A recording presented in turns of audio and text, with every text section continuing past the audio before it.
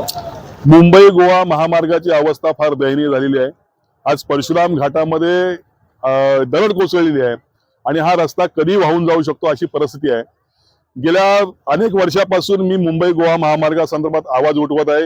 एकदा उग्र आंदोलन केल्यानंतर 1.5 महिना जेलमध्ये देखील गेलेलो आहे। परंतु आज ही परिस्थिती आलेली आहे की निकृष्ट दर्जाच्या कामामुळे मुंबई गोवा महामार्गाला ग्रहण लागलेलं आहे आणि हा महामार्ग या ठिकाणी निघून जाऊ शकतो अशी परिस्थिती आहे। त्यामुळे या संबंधित ठेकेदारांवरती कारवाई व्हावी, त्यांच्यावरती गुन्हे दाखल व्हावेत आणि चांगल्या पद्धतीचा उत्तम प्रतीचा हायवे आम्हाला मिळावा ही परिस्थिती मुंबई गोवा महामार्गाची आहे। तशीच या कशेरी बोगदे देखील आहे।